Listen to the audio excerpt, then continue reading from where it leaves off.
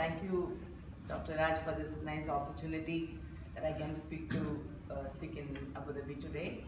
And in nursing, I was always teaching psychology, but I didn't tell that to doctor, and he gave me the topic of saying about psychological well-being and emotional well-being of Christians. I mean, just now we heard it from Arunaka. She said about all the well-being, but how well are we being? I mean, as Christians, we have to be very special. We have to show that we are able to control our emotions. We are able to, just now we heard the testimony. We heard about getting manna from heaven, and then after a few minutes we forget that manna, and another need has come. We are still again panicked. We are worried. One thing we always forget is this: God is in control, isn't it? Amen. And sometimes what happens is, like in our lives,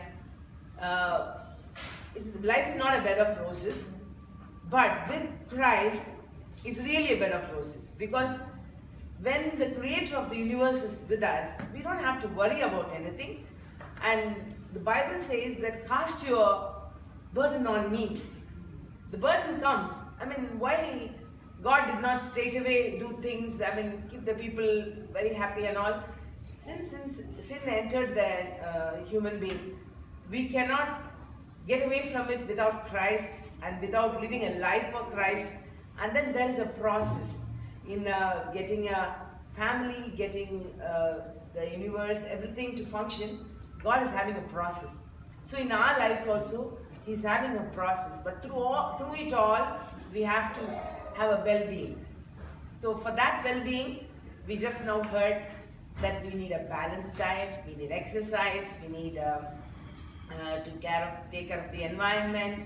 So many things we saw in the slide, and I actually don't want to share with you anything, because everything what I want to tell is already told by the testimonies, as well as Arunaka did it so well. So what I prepared also I don't want to present, but I want all of us also to remember that we have a part in this well-being. So what is our part? How can we be well in spite of all the turmoils we come across, and in spite of the panic situations coming to us, how we can prove as children of God? So quickly we just go through the anxieties and the problems that we may have, because I remember I'm brought up by a very spiritual parents, and I always had a big feeling about the pastors in the church, and I always admired them. But in some cases I have also seen some pastors, some people lose their temper in such a bad way, and it really took that the high look I had on them. It brought me why they are doing that. Lately I understood they are all human beings, isn't it?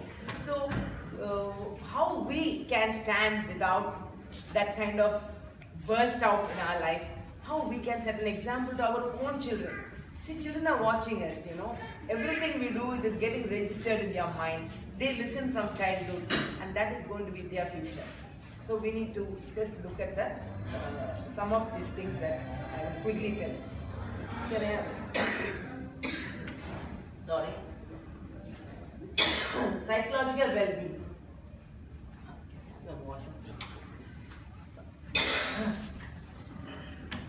All of us have to be psychologically well. We need to make sure